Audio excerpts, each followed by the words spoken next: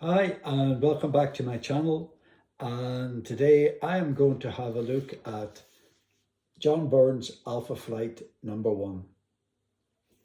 So there they are, front cover, one side superheroes. This is a job only we can handle. So this is from 1983.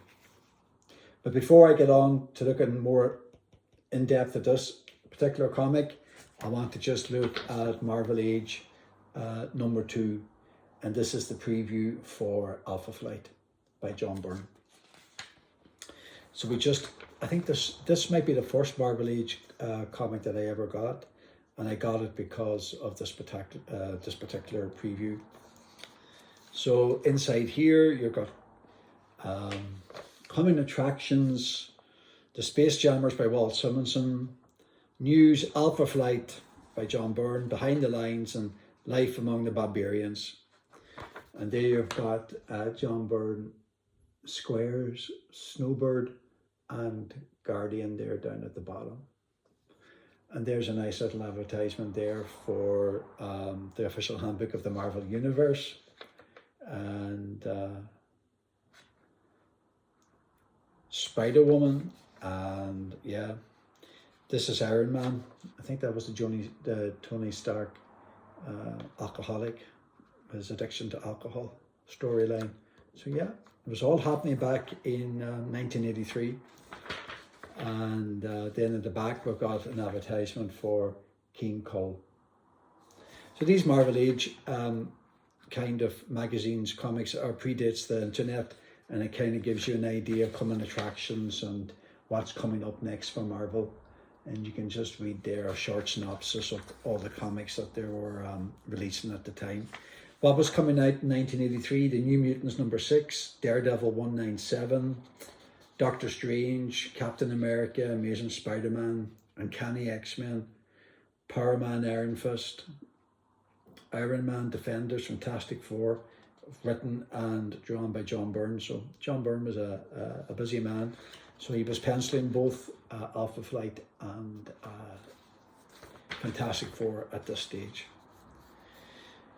So yeah, so let's see now if I can there we are. There's the first page there for Alpha Flight by John Byrne. He just talks about how he came about creating the team and putting it together. Of course, Alpha Flight originally appeared in Uncanny X-Men, and they were adversaries of the X-Men, but there was such a demand, I think, for Byrne to take that team and to make its own series, and he did.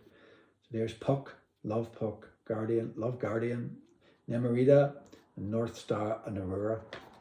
So yeah, it's a nice little preview, and Sasquatch. Yeah, and it just kind of beautiful artwork. Look, there's more Spider-Woman, for Spider-Woman of the 80s. I'm going to go a little bit quick because I don't want to have big long videos. So there you have it, Marvel Age #2 preview of Alpha Flight, and then that takes us then to Alpha Flight itself, and it's a dynamic double-size issue. You know, just Marvel back in the early 80s, untouchable, beautiful artwork, you know. Thundra, just an introduction to Canadian superheroes, Canada, just, you know, it just kind of gave a wide spectrum of where the superheroes were not all just based in North America, but that there was a kind of outside of North America. So there. Of course, Guardian, and he would go on in his own storyline in Alpha Flight. So you could kind of, I'm not going to give any spoilers, but if you're watching this video and you know about Alpha Flight, then you know what his destiny is. So there, the artwork is beautiful. The storyline, this is an introduction just to all the members of Alpha Flight. Shazam, not Shazam, but that's Michael Young. Dr. Michael Two Young Men, MD. So he was like a native Canadian, so indigenous to Canada, and yeah. So, and of course, the French-speaking North Star and Aurora, and yeah, brother and sister sibling relationship there, and just they would go on to have their own battles, and then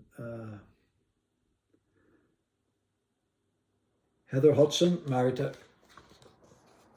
Guardian, and they're both good friends of Wolverine Logan. So where I was first introduced to them when I was reading X-Men back in the day. Yeah, it's a really nice comic. It's easily available for #1, and I think it really just showcases John Byrne. Byrne was just on a roll back then. He was on top of the game with the Fantastic Four, penciling Alpha Flight after coming from the success of the X-Men. Like, he was like the Bruce Springsteen of Marvel Comics, or comics in general, back in the day. Snowbird. I thoroughly enjoy this comic, and it's always nostalgic to come back and to see it, and just to really appreciate the artwork and the storyline. I think that Byrne's story with Alpha Flight, he tried to do something different, so he didn't focus on Alpha Flight as a team per se, but more on things that were going on for 1 or 2 characters per comic. And yeah, and sometimes that gelled with the readers, and sometimes maybe not as much as maybe Byrne would have hoped, but he was trying something different. And yeah, beautiful, but the artwork continues just to be absolutely beautiful. And he would go on, I think, to pencil 28 issues of Alpha Flight, and then at the end of the 28 issues, he would jump over to do 6 issues of the Hulk.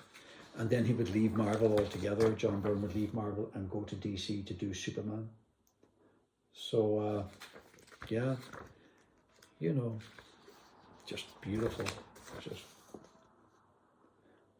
And I have his collection. I have a Superman collection, and I have Action Comics that John Byrne did. But I prefer his early 80s Marvel.